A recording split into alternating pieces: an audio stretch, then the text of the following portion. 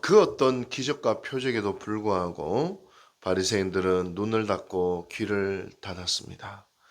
우리 주님은 그들을 향하여서 내가 보일 표적은 요나의 표적밖에 없다. 그렇게 말씀하시죠. 그리고 이제 41절에 이렇게 말씀하십니다.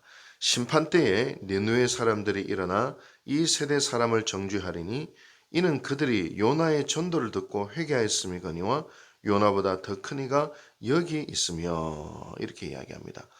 마지막 날 심판 때가 되면 그 아수르의 수도인 느느웨 사람들이 너희들 바리새인들을 정죄하리라 그렇게 이야기합니다. 왜냐하면 여러분 니느웨 요나서를 보면 요나가 니느웨에 가서 복음을 전할 때에 온 니느웨 백성들과 왕들이 굵은 베옷을 입고 회개를 합니다.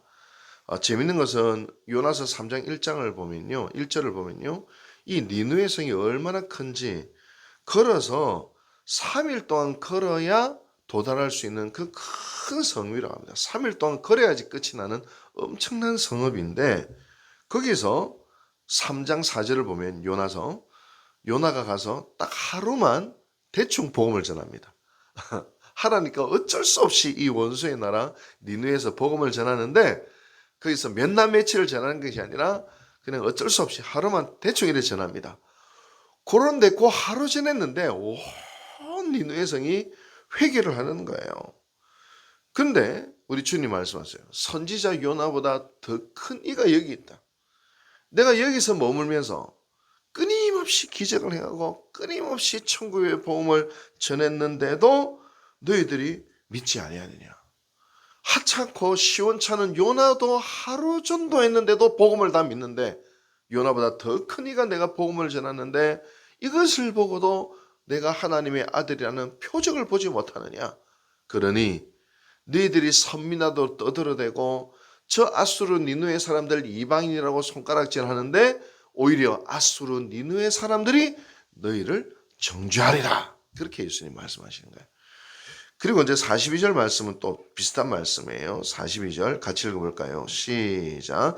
심판 때에 남방 여왕이 일어나 이 세대 사람을 정죄하리니 이는 그가 솔로몬의 지혜로 말을 들으려고 땅끝에서 왔음이거니와 솔로몬보다 더 큰 이가 여기 있느니라.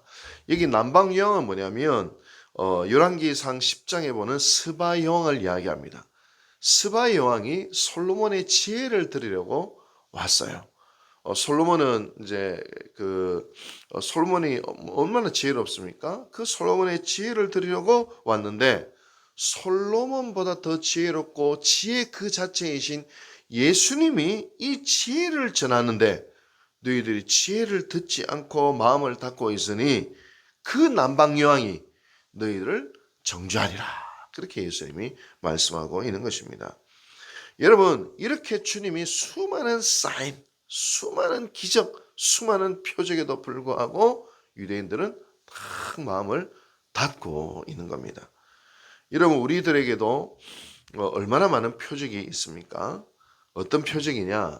여러분들에게도 표적이 있어요. 어떤 표적이냐? 예수 그리스도가 하나님의 아들이심을 믿겨지는 표적이에요. 여러분 구원받는 표적입니다. 2000년 전에 예수님이 태어나셨고 그분이 하나님의 아들이시는 게 믿겨지는 표적이에요. 어제 이제 혹시나 우리 교회 또 이제 우리 교회도 이제 법적으로 이제 좀 정확하게 가야 되니까 아는 세무사가 이제 와가지고 좀 도와줬어요. 서울에서 왔어요.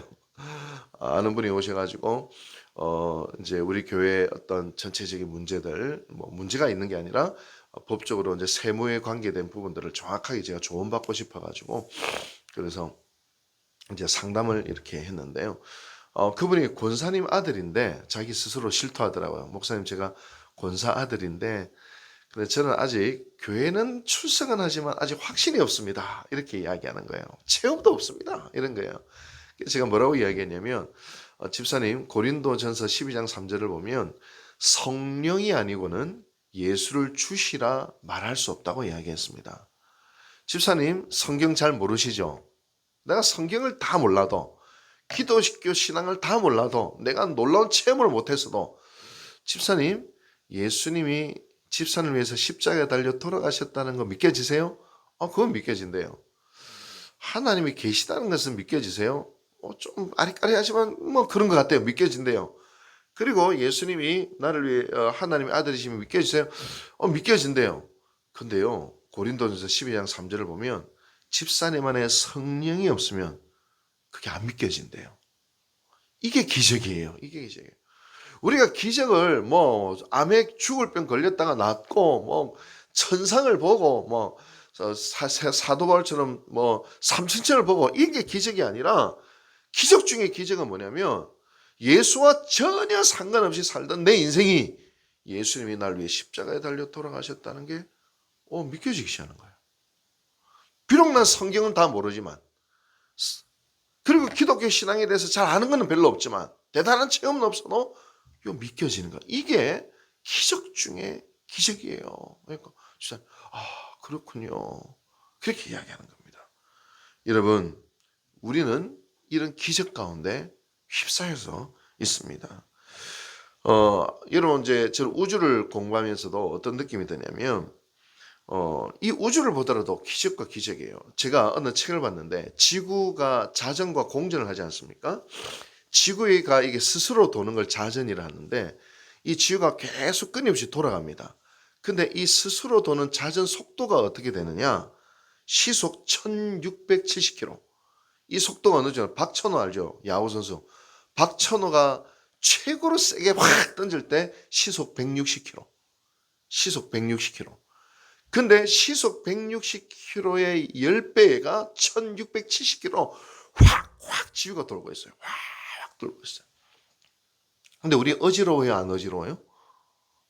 희한하죠. 이 기적이다. 또 지구가 공전을 해요. 태양 주위를 1년에 한 바퀴씩 돌잖아요.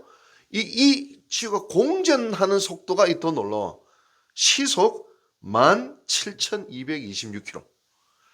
제트기 있잖아요. 제트기의 43배, 4배. 확! 이보다 휙 돌고 있는데 이거보다 더 빨라. 어지러워요, 안 어지러워요? 하나도 아니죠. 이석증 걸린 사람 빼고 하나도 아니. 우와, 난 이것만 해도 기적. 고요하잖아요. 어떻게 이럴 수 있을까? 만약 이 지구와 공전의 속도가 조금이라도 오차가 있으면요, 태양의 위성들이 서로 부딪히고 난리가 나요. 난리가 나요. 이 지구는 우주 속으로 90력에서 탁 튕겨져 나갈 거예요. 여러분, 태양이 저기에 딱 떠 있는 것도 기적이고요. 우리가 이 지구에서 이게 뺑뺑 안 돌고 서 있는 것도 기적이고요. 사실 우리가 이 우주 과학적으로 보더라도 온통 기적 가운데 있는 거예요.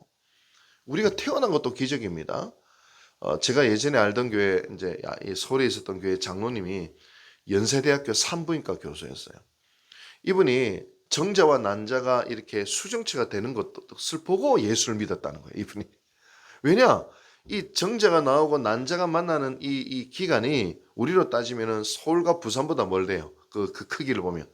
근데 이거 서울과 부산보다 먼데 희한하게 어떻게 여기까지 가가지고 이렇게 착상이 되고 그 중에서 제일 마음에 드는 놈을 난자가 정자를 하나 탁 품어버린대요.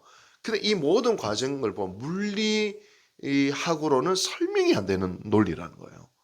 저희가 정자와 난자가 수정되는 이 과학적인 사실만 보더라도 기적이네.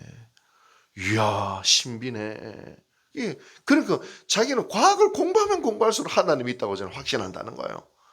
여러분, 우리가 그냥 이 세상을 아무렇지도 않게 숨쉬고 밥 먹고 살아가고 있지만요, 온통 기적에 휩싸여져 있습니다. 예수가 믿어지는 기적, 하나님이 이 땅 가운데 인간으로 오신 그것도 기적이요. 우리를 위해서 죽어주시고 이것이 믿겨지고 온 지구 우주 하나님의 창조 질서 온통 이 기적과 은혜 가운데 있는데 우리는 뭐 별일 아닌 것처럼 뭐 이렇게 살아가고 있는 것이죠. 조금만 눈을 뜨면 온통 기적입니다. 온통 기적입니다. 우리의 일상은 온통 하나님의 기적으로 가득 차 있습니다. 저는 어제도 말씀드렸지, 제 인생을 조금만 보고 조금만 살펴보면, 야, 하나님의 은혜구나, 하나님의 사랑이구나, 하나님이 나를 사랑하시는구나, 하나님이 나를 도우셨구나. 여러분들의 인생도 조금 한번 돌아보세요.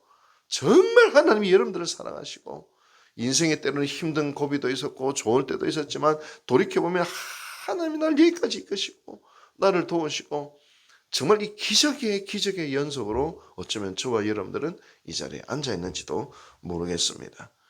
여러분, 오늘도 이 기적 속에서 우리는 살아가고 있습니다. 눈을 들어 산을 보아라. 눈을 산을 보아라. 정말 하나님이 우리를 사랑하시고 하나님이 우리의 인생 가운데 임재하시는 이 놀라운 기적을 바라보면서 오늘도 우리의 믿음이 더 단단해지고 감사가 넘치고 오늘도 찬양이 넘치는 하루를 살아가는 우리 유곡주일교회 모든 성도들 될 수 있게 되기를 주님의 이름으로 축복합니다. 기도하겠습니다. 자비하신 주님, 오늘도 우리의 영적인 눈이 열리기를 원합니다. 우리가 호흡하고 우리가 이 땅을 살아가고 우리가 눈을 들어 이 세상에 일어나는 우리의 삶 가운데 모든 일들이 사실은 하나님의 사랑의 사건이요 기적이요 은총임을 기억하게 하여 주시옵소서. 돌이켜보면 온통 감격임을 온통 환희임을 알게 되는 우리 유곡주일교회 모든 성도들 되게 도와주시옵소서. 우리의 생각이 어두워지고 우리의 눈이 가리워지고 우리의 마음이 다치지 않게 하여 주시옵소서. 우리의 심령이 성령의 은혜로 부드러워지게 하여 주시옵시고 우리의 눈을 들어 하나님이 살아계시는 그 역사들이 보여질 수 있도록 주여 도와주시옵소서. 온통 하나님의 사랑과 은혜의 사건임을 우리로 하여금 알게 하여 주시옵소서. 그래요, 오늘도 우리가 믿음으로 살고 믿음을 경험하는 우리 모든 성도들에게 은혜 베풀어 주시옵소서. 이 모든 말씀 예수님의 이름으로 감사하고 기도하고 축원하옵나이다. 아멘.